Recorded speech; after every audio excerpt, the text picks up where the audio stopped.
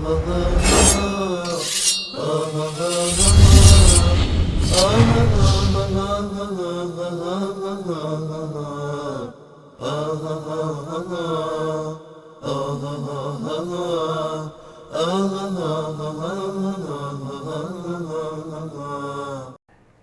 که به عنوان اهل سنت میخواید بیاید از عقیده اهل سنت دفاع بکنید، به شما اجازه نمیدن.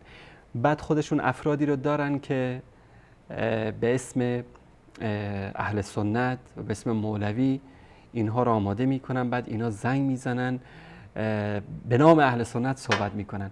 دوستانمون در بخش پژوهش و پیگیری یکی از اینا رو به من دادن، اینو من پخش میکنم. احمد جان ببینید این رو.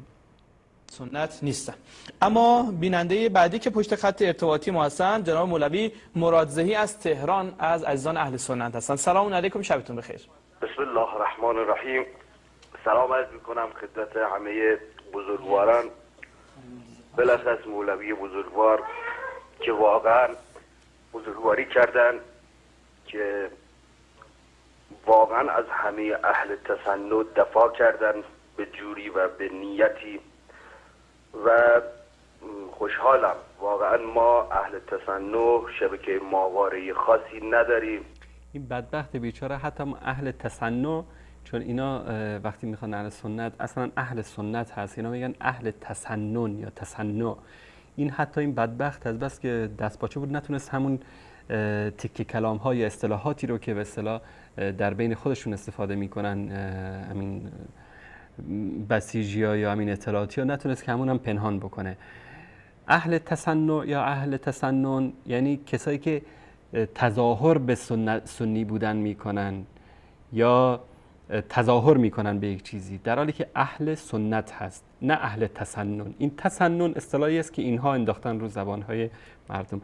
حالا ببینید که این آقای اهل سنت جناب مولوی مرادزهی از تهران، ایشون کی هستن؟ هرچه شبکه اهل تسنن هست به جوری همه وهابیت هست. انشالله شاهد تشریف فرمایی مولوی های دیگر باشیم در شبکه ولایت و بزرگواران و برادران اهل تسنن اینو نگاه نکنن که اگر مولوی میاد در شبکه شیعه صحبت میکنه، خدایی نکرده شاید وابسته به جایی هست.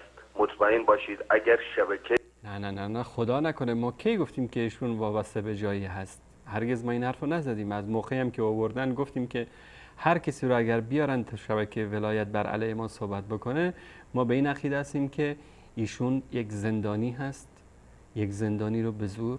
ایران یک زندان بزرگی است برای اهل سنت و برای شیعیان حقیقی و راستی و آزاده. به زور کسی رو بیارن جلوی دوربین. دیدید که این بعد از انتخابات 88 چطور آوردن مثل بلبل جلوی تلویزیون میگفتن نخیر کی گفته اونجا سونا جکوزی است و خلاصه کی گفته که در کهریزک تو به اصطلاح تجاوز کردن به زن و بچه مردم. این دروغ همش. به هر صورت کلیپ طولانیه، من فقط این قسمت آخرین رو خدمتتون پخش بکنم که ببینید که این آقا کیست. چه بزرگوارای افغانستان، چه در عباس، چه زاهدان، چه چابهار، همه جای ایران طرفدار شما مولویایی هست. بتونین حرف حق و مردم بزنید، هر چند تلخ باشه، هر چقدر. تو رو به خدا، تو رو به همون رسول الله قسمتون میدم، حقیقت را بگین به مردم. هر هست اگر شیعه خوبه حقیقت بگید، اگر سنی حق حقیقت بگید، که ایشالا روز قیامت روز سفید باشیم جلو پرور. ممنون آقای مرادزهی. سلامت باشید. درود بر شما. دیدید متوجه شدید آخرش گفت یا علی. نتونست که اون به اصطلاح خودش رو پنهان بکنه. یک بار دیگه توجه بکنید که ایشالا روز قیامت روز سفید باشیم جلو پرور. ممنون آقای مرادزهی. سلامت باشید. درود بر شما. خدا نگهدارتون. روز قیامت روز سفید باشیم جلو پرور. ممنون آقای مرادزهی. سلامت باشید. درود بر شما. خدا التماس دعا دارم یا علی.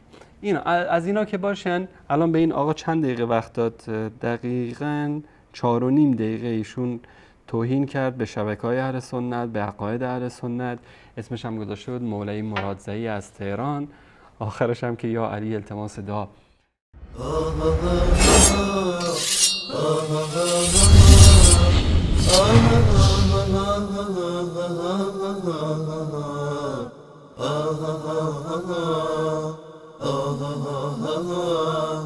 آه آه آه آه